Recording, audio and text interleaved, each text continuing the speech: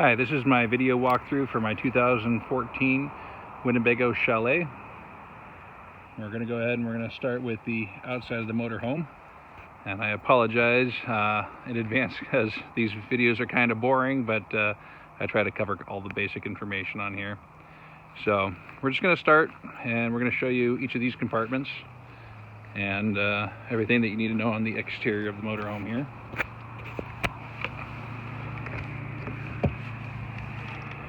This compartment here, just for storage. Nothing you need to worry about.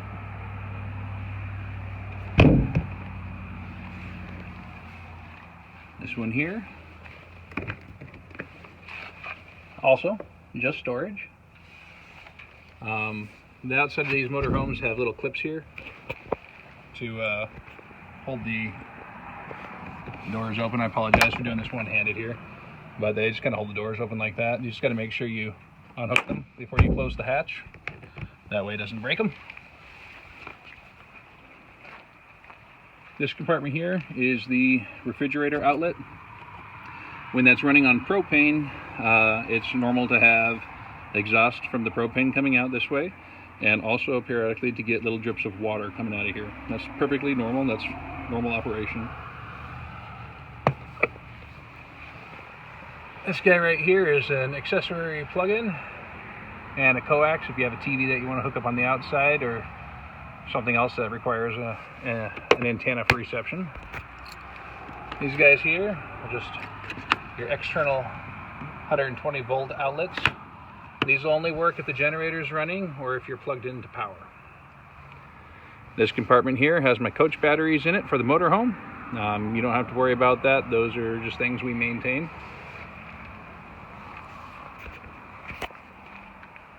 Underneath the slide out here, we have two other compartments. This one here, again, is just for storage. If you have a collapsible fishing pole, this is a good one to put them in. This last compartment here is also the same. Nothing special, nothing fancy.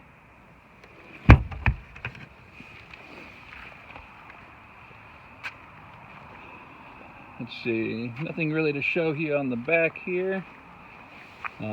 These bumper ends pull out like this, and inside of them, I guess I'll just pull it out to show you. You've got these tubes, and these are for dumping the waste tank, which I will show you once we get to that compartment. But that is where the store for the tubes are. This hatch here, this is your main outdoor storage. This is your largest one anyway. I'll get it hooked up here. So, decent amount of storage room in here. If you come on into the inside like you're sitting inside of it here, you'll see that there is a key lock box right here. And you can enter in the code that I give you right here and pull this lever down, and there's a key in here. There's also a spare key in here as well, one for the compartment doors, the truck door, and the ignition.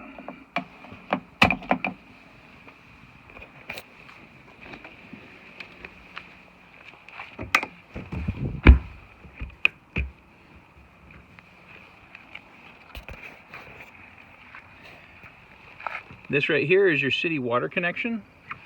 If you're at a campground where they have water hookups, you can hook your water hose up to there and turn off your water pump, and it'll bypass your water pump and your storage tank for water so that you're not using your stored water. On that note, this compartment here is where you fill the fresh water tank. You basically just set the hose inside here and run the hose. And on the inside of the camper, you watch the fill gauge, which I will show you where that's at a little bit further along in the video here. And once it says full, you come on out here and then you pull the hose out of here and you shut this back up. You don't want to overfill them because it puts pressure on the system. That pressure can blow the hose that goes from here to the tank off. It can poke a hole in the hose. and it causes the tank to swell, and sometimes that can cause issues as well. So something to watch out for. Regular gasoline, no diesel.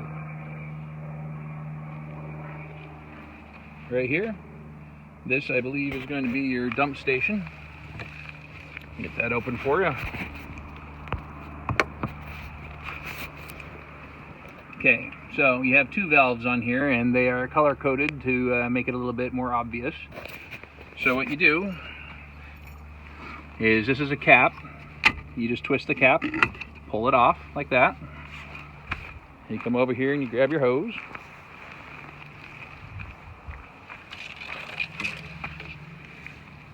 Take your hose, slip it on, twist it into the locked position. You'll notice it's not fully locked. I might need to use my second hand to do that, so I'm not going to do it, but you want to make sure that's fully locked because you don't want it to pop off when you're dumping this. You always dump your black tank first. That's going to be your toilet water, and it's the nasty stuff. So you just pull this straight out, wait for all the stuff to come out of the hose. That end you obviously stick into the septic tank at the gas station or the dump station that you're at.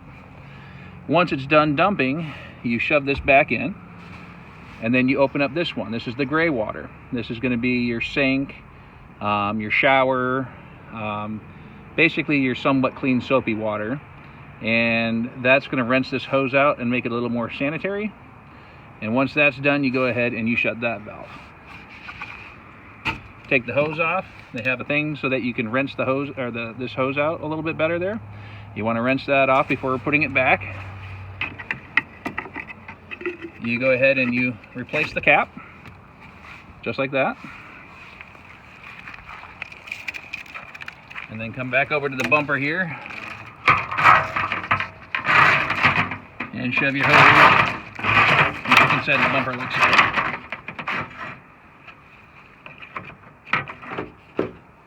And put your cap back on. And that's how you dump the motorhome.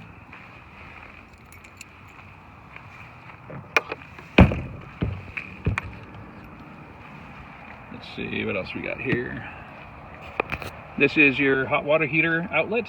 When you have the hot water heater on and it's running, there will be quite a bit of heat coming out of here, so you do not want to lean anything up against this or touch it. And I guess in general you don't want to lean anything up against the motorhome because when people are inside walking around, it'll sit there and it'll scratch up the side of the motorhome really bad. It causes really expensive damage. So please don't lean anything on the motorhomes. Below here is your furnace. Same thing, you've got a lot of heat coming out of here. It's also the air intake, so you definitely don't want to cover up either of these things or have anything kind of hanging out near this area.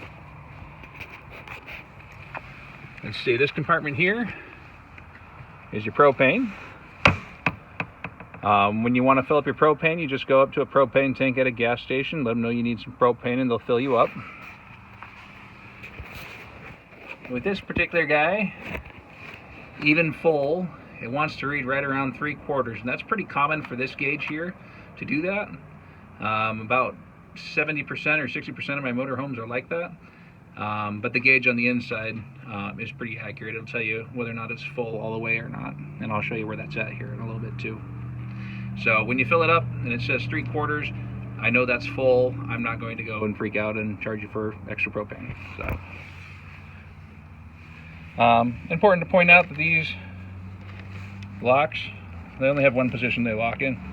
So every time you lock them, just give them a little tug. Make sure that they're actually latched.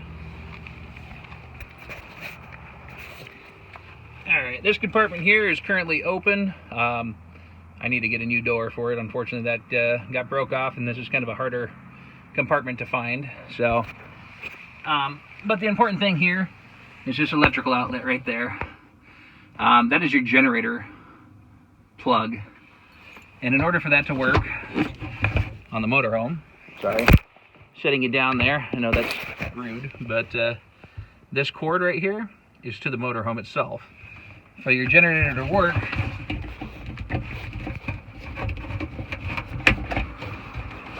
you got to plug your motorhome into the generator. So if your generator is on and it's not giving you power, then you want to check this plug, make sure it's in all the way, because sometimes they can wiggle out when you're driving. If you're at a campground, you have the option of plugging it in if you have that connector. We also provide the adapter for that. That just slips on here like so. Just like that. And then you can plug it into a regular 120 outlet. I'm going to set you down again and plug my generator in, because that's the way it's supposed to be. Alright. Your next compartment down here is your generator. That's all controlled from the inside. It's been maintenance, it's been serviced. You shouldn't have to worry about anything on the generator itself. It should function perfectly as long as you have more than 1/4 of a tank of fuel. If you go below 1/4 of a tank of fuel, the generator will shut off because it uses the fuel from your fuel tank, and they don't want to leave you stranded.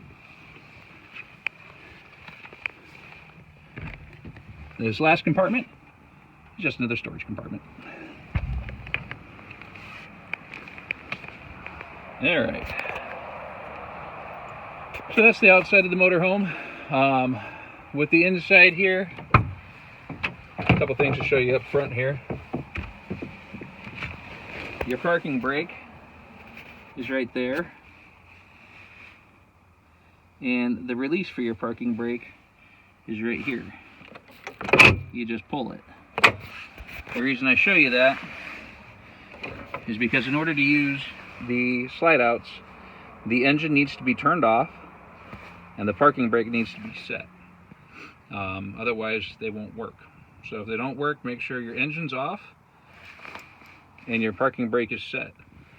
Sometimes it's necessary to open and close the driver's door to tell the computer that you are actually having the engine off. This guy right here is going to be the tire pressure gauge. It's wireless and solar paneled. So when it's on, it'll show you your front tire, your left outer, your left inner, your right front, your right rear inner, and your right rear outer tire, and the pressure. You want to see between 70 and 80 ideally. Having a 10-pound fluctuation in pressure is normal when it is warm out and you're driving. So you can start in the morning with 60 pounds, and by the time you get up to temperature and speed, you're going to probably see about 80 pounds on there if you started at 70. If it gets down into the upper 50s, so anything below 60, I would say that you probably do have a leak of some sort, and you'd want to get your tire looked at, get some pressure back in there, get the pressure back to where it needs to be. If you have the battery on this thing go low, the thing will start beeping at you, and it's a pretty annoying beep. Fortunately, on the back here, you can press and hold the negative button, and it'll turn it off. I believe, yeah, see, now it turned itself back on. So I don't have my sensors hooked up right now. That's why it's saying I have no tire pressure in any of my tires except for one, and that's the beeping that you'll hear when you have low tires, and it'll also flash which tire's low. If it's a low battery issue, then this battery gauge right here will be low, and then you'll know it's a battery issue. It's uncommon, but sometimes they don't get their solar charge for some reason. You can either press and hold the negative button right here to mute it and to shut it off. See, right now it's just muted. And press it again. Oh, whoops, now it's telling me what temperature all my tires are.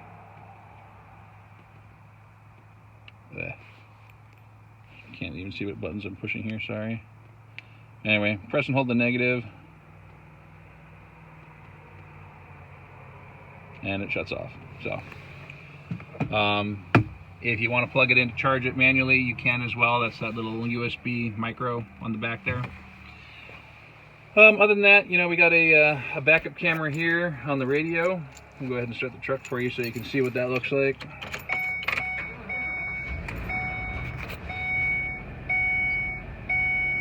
So that's the radio when it kicks on. Go into reverse. And there's your backup camera for you. It's a nice high angle and you can see both sides of your bumper. So it's a pretty good view.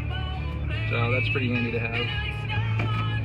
It does not have a proximity warning when you back up, so you do need to pay attention to what you're seeing. There is no audio alarm. So if you start your vehicle and this light is on, that's because your parking brake is set. Please try not to drive them with the parking brake. It wrecks them. They're kind of expensive. You release the parking brake, that goes right off.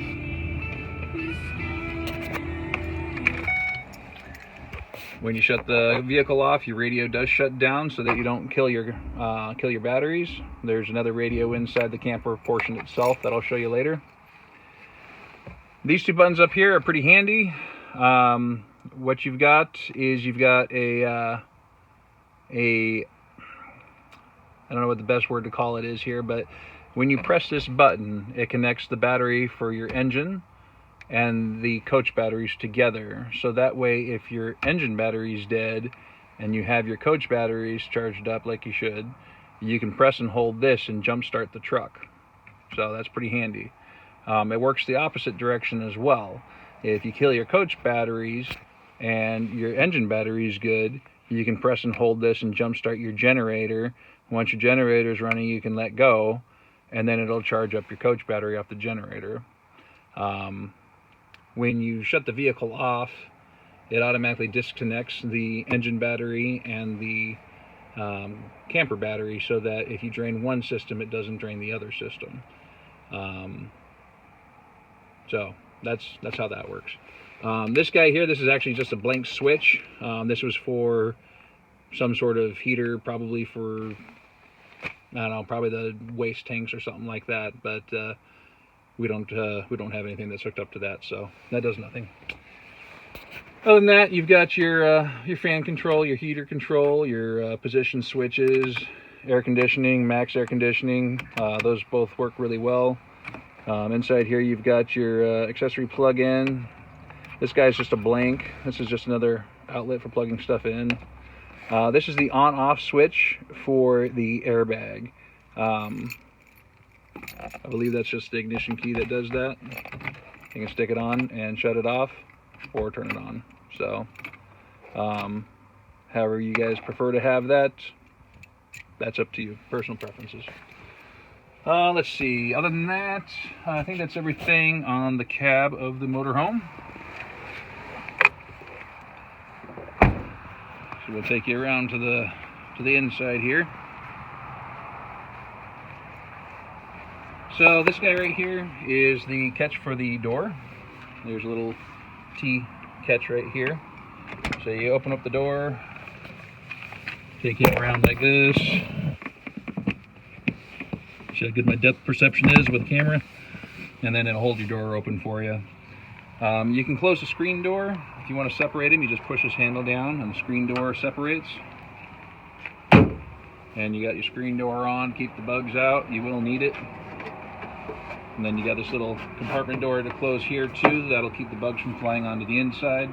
But in order to open the door from the motorhome, you have to have that open. So you slide it open, you can reach in and grab the handle and open it. When you rejoin them, they just connect to this guy right here. And then the doors are back together. And then this is your main lock for the deadbolt. Right there. And there's a little latch lock right here that's kind of hidden. That's lock. That's unlock. Okay, so coming into the motorhome, we've got the fire extinguisher on the right hand side here. Excuse me, sorry, getting a little dry. And this is your main battery on-off switch. So if you're in the motorhome and you have no power to anything, come down here and make sure this is in the on position. If you switch it off, see that light went out. There's no lights on, that means it's off. Hit the on button. It is now on. You have power. Your awning. It's electric. All you do is press in to go in, like so.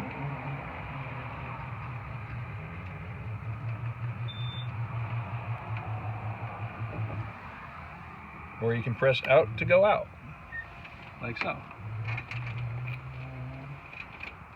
The awning needs to come in if it's windy. They're very expensive and very fragile, and wind will wreck them. Same thing with rain. If rain's pulling up on it, you need to pull it in.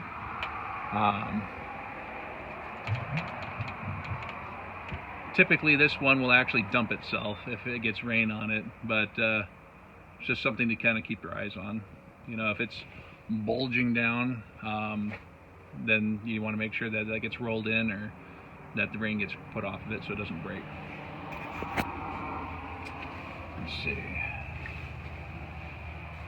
Alright, so inside the camper, we'll go straight to the main control panels here. This is where everything really gets taken care of here. This is your slide control on-off switch. So you can turn it off so that there's no power to it, or you can leave it on. I leave the key in it. I leave it in the on position. I found no reason not to have that in there. It's up far enough where kids aren't going to reach the controls, and I don't want to lose the key. So this is your extend and retract passenger rear slide and driver's side front.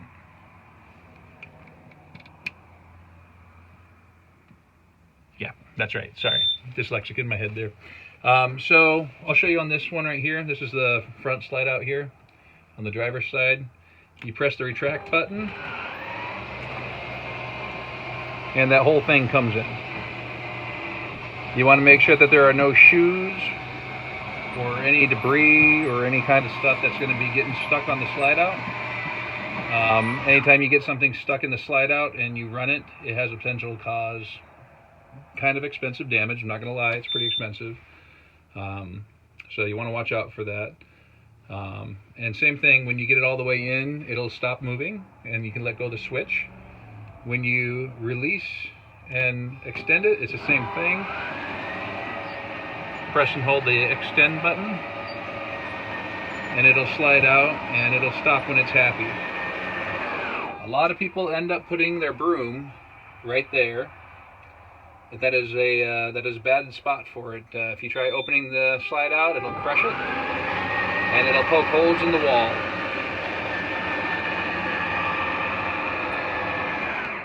And it'll stop when it's happy. One other thing you want to make sure is that you make sure that there's nothing on the outside of the motorhome before you open the slide outs. So that was the slide out control. The other slide out is back here. It's the upper bunk and the lower bunk bed, and the wardrobe for the bedroom there. I apologize for that beeping sound.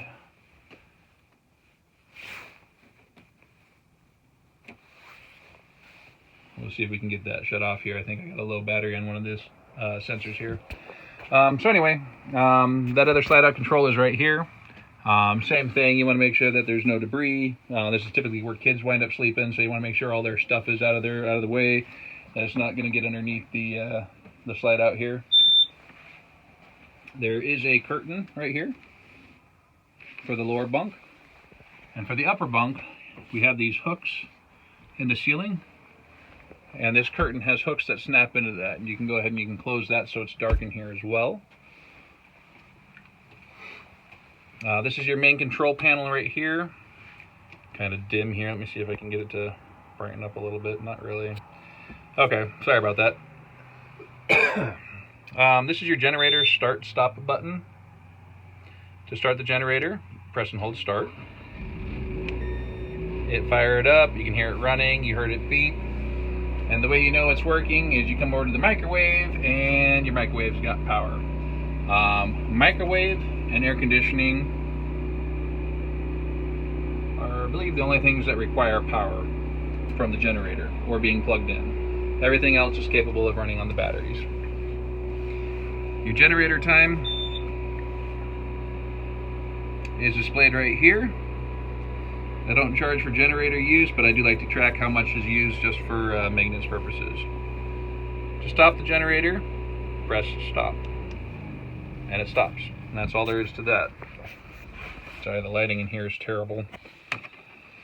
This next panel here, this is your, well, you can see what it is. It's your hot water heater, your test levels, and your water pump. Water pump indicator's on. I always leave it on. What that does for me is it tells me that if I hear it running when I'm not using the water, that there's a leak somewhere. So if you hear the pump running and you're not using the water, please let me know, because that is an indication that there's a leak. And water and motorhomes are not friends. This test button right here, if you press it, what that's going to do is going to light up this panel here, and on the right it says your battery charge. You can see that you got full batteries. The next one over is your propane, the LP gas. That's the one I was telling you about that reads full in here. Your freshwater gauge reading full, your black tank reading empty, and your gray tank on this one says 1/3. That's probably accurate because I just dewinterized it, and I know I got some water in there that I got to dump. So the black tanks typically do misread and will read full. This one's reading empty because it's the beginning of the season and I just flushed it. So typically it'll say full almost all the time. As you can imagine, I don't want to flush them after every rental. So typically what I tell people is if you really want to know what it's got, you just basically change it every time you run out of fresh water. At that point, you're going to have to dump your gray tank anyway. So run your fresh water until your fresh water's gone. Dump your black tank, dump your gray tank, refill your fresh water, and you'll be good to go. Hot water heater, when you turn it on, this pilot out light will be on until it lights. It just lit, and now that light is off, which means your hot water heater is functioning properly. It only runs on propane. There's no electric option on this one. So take about 15-20 minutes, you'll have hot water. Keep in mind that your hot water heater is only 5 gallons. And you have a tank for water. So short showers in a motorhome probably work out better for most people. Unless you're hooked up to full hookups where you have water and sewer hooked up. So then turn off your hot water heater, you just switch it to off. And that'll actually maintain heat for quite a while. I mean, if you heat it up one night, shut it off, by the next night it'll still be warm water coming out. So that's your main controls. Your thermostat controls are right below there. Really wish I had better lighting in here. Maybe I can turn on the light. Yeah, there we go. Now I feel smart. Okay, so you can set your thermostat to basically any temperature you want. And if you have it over here in the heat position, then it'll work automatically. You can also turn your thermostat off with this switch right here to the off position. You can turn your fan on right here, or you can kick it all the way over down here to cool, which is your air conditioning. I always leave the fan set for high and automatic, so that way when it wants to run the fan for the air conditioning, it knows that it can run it on high. You do have a manual option too, where you can just run a fan on high or low if you just want to run a fan without the air conditioning. So we're going to set that back to off right there. Okay. So your lights, typically all have light switches on them, either here on the light itself, or there's a couple that, I believe there's a switch over here by the door. Yeah, you got a porch and ceiling light there, so you hit the ceiling light and it turns this guy on so you have light when you come in. Your porch light is just this guy outside. It's a really good way to attract bugs, to be honest, so better off not using it. Your microwave, just a basic microwave. There's really nothing to tell there. Your stove down here, it's kind of like a barbecue. You set your burners on high and then you use the striker and it lights them. And that's really all there is to that. You shut it back off when you're done. If you want to use your oven, it does have an oven. And like all motorhomes, let's see if I can't get a light inside of here.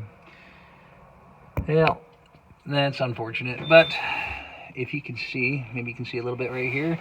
In the back here, there's a little orifice for your pilot light. And in order to light that, you hold a lighter on there, which we will provide. You come up to your knob here, you set it to pilot, and you press and hold it. And while you have your lighter down there, a little light will light up, a little fire flame. And you hold that there for a few moments, and then you let it go, and that light should stay there. And then you set your oven to the temperature you want, and it'll light up and do its thing. And when you're done, you just want to make sure you set it into the off position. You do not want to leave it in pilot hold mode. All right. You've got a fan and a light. Fan runs on the battery, or if you have the generator, obviously all the electrics will work on the generator. Sinks are just regular sinks, you don't have to worry about them. They use cutting boards that you can, sorry, I call them cutting boards. They're not cutting boards. Please don't use them as cutting boards. They're actually just countertop space makers. So you cover up your sink, and you have a little bit more surface to work on. Not actually cutting boards, sorry. This is your bubble level, just so you can kind of see how level you are. If you want to level the motorhome, you do have to use the leveling blocks. There is no leveling jacks on this. On motorhomes that I rent out, all the leveling jacks that I ever had on them all get ripped off. So the blocks are the cheap replacement alternative that are easier to use and less likely to get damaged. So you do have seat belts here. There are, I believe, actually 3 on the couch here. Probably just inside the couch at the moment. This couch actually does pick up like so and drop into a bed. So that can be used as a bed. Your table here, I apologize, I have pillows that I need to put in here. Let me move those real quick.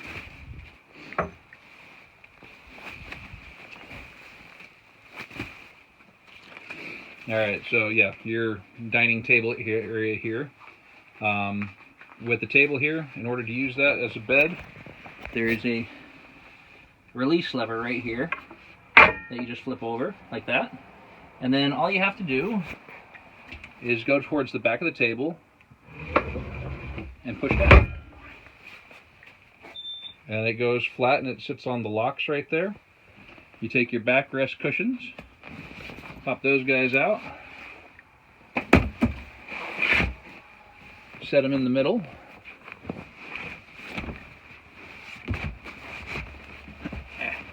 Another thing that's hard to do with one hand here, I apologize. There you go. And now you have another bed there.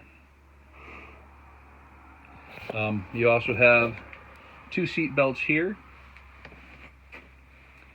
And I believe, again, 2 seat belts here. So 2, 4, 5, 6, 7, 8, 9 seat belts. And I only recommend 8 people in this motorhome. So yeah, that's how many seat belts you guys have. This upper bed here, in order to use it, you just flip this guy over. Might as well show you here. Flip him over like so. And you have a nice, large bed space up here. Next to the back bedroom, that's the best bed here. The ladder goes in these little clips right here. I'll show you a better picture here when I get it put on. There you go. Now you've got a ladder right there, so you don't have to climb on the furniture to get up. And they just lock into these little tabs right here. Certainly hope the light on this video is better than what I'm seeing. Over here you got a radio / DVD player that hooks up to your TV there. Standard operation on that. Your remotes for that are right over here in the corner. You do have an on-off switch right there for your TV. Let's see. I guess in order to convert this back into a table, you just pick back up on it and then lock that lever back into the lock position. Let's see, we covered everything here. Your refrigerator, this is an important one. Of course, you probably want some more light again, so let's see if we can get some light here. Okay, here we go. So I always set them for auto. That means if there's electric available, it'll run the electricity. If there's not, it'll run it on propane. So right now, it's running on propane. As long as this light is solid and not flashing, then the propane's working just fine. If you have it on electric, and it's going on electric, that'll shut off and it'll just have this green light on. 3 is definitely cold enough. We usually turn the fridge on the night before, so it'll be nice and cold on 3. 4 and 5, you can start to freeze stuff inside your refrigerator. To open the fridge, you just pull these lock releases and then open the fridge.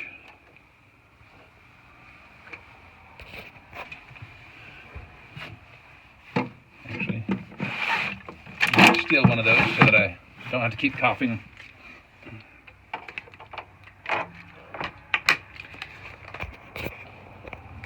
I'm not going to edit this video. I just realized I was holding it upside down. I hope I wasn't doing that for too long. If you do want to shut your fridge off, you can shut it off.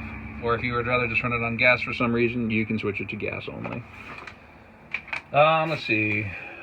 Your bathroom, I guess, is the next place here. Toilet operation is pretty standard for a motorhome. So you always want to make sure there's water in the toilet. That creates a nice seal that keeps any odors in the tank and not inside the camper. If you need more water, you can press the flush pedal just a little bit and it'll fill. And to flush it, you press down all the way and it'll flush. If it sticks open like that, which this one is because it hasn't been used for a while, you can just use your hand to pick up on the foot pedal and it'll go back to where it should be. Regular sink, on off, no big deal. Shower head automatically turns on when you got this on, so you want to make sure that's not pointing at you when you turn the water on. You have a nice accordion type shower curtain right there. You just want to make sure you're not getting any water on the floor because water and motorhomes are not friends. To release this, all you do is push in a little bit and it'll roll up like a screen. You just kind of got to help it there a little bit. These fans up here, that one needs to be cleaned. I'll take care of that. They do have an on-off switch so you can run the fan. They have hand cranks so that you can open them. You don't want to leave these open while you're driving because it creates suction. And that suction is going to suck air through your toilet tank, which is going to make it reek really bad in here. So you want to make sure those are closed when you're traveling. Also, please note, do not throw any waste or trash in the toilet. You can use toilet paper, preferably RV toilet paper, and human waste, but nothing else. Any wipes or sanitary products, please use the trash can for. Let's see.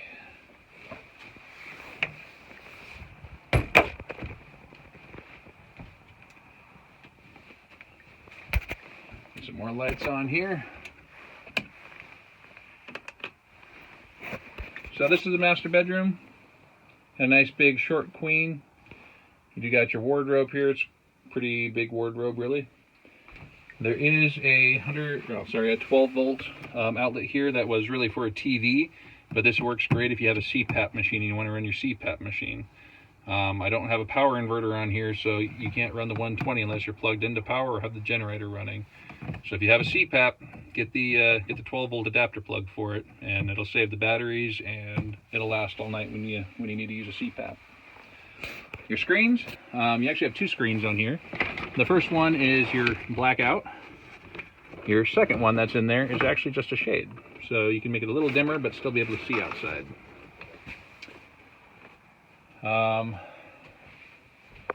This guy here is your carbon monoxide propane leak. Well, sorry, I lied. This is just your carbon monoxide sensor. Somebody did put a little tape over there because the light, I guess, was bothering them. So if you want to do that, you can. I'm going to leave that open because it's a safety thing. So you want to see a solid green light. Solid green means everything's good. If you use perfume or like a cleaner spray nearby here, this can that'll set this off as well.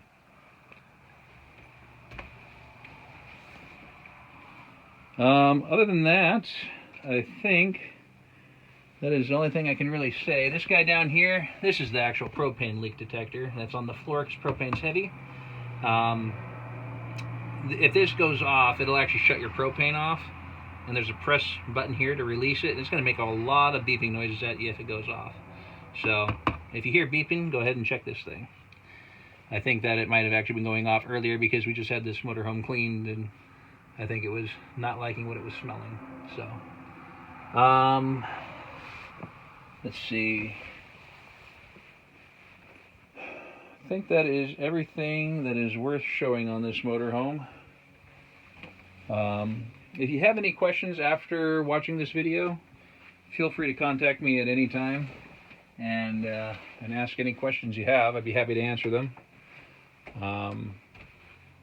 Yeah, you got a curtain here for a little extra privacy in the bedroom areas.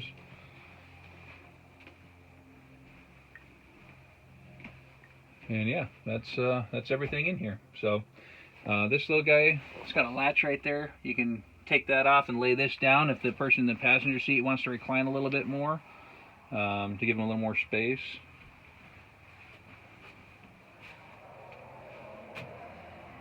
Oh, and I was actually looking for this. This is the circuit breaker panel. If you have a fuse blow, you'll find them all here. If you have a circuit breaker blow, you'll find them all right here. They do kind of tell you what they are. Honestly, I've never really had any issues with these going and blowing, so probably won't have to worry about it, but it's there if you need it. Alright, that is the end of the video. I hope you found it informational, and like I said, if you have any more questions after watching this video, feel free to contact me. Thank you. Bye.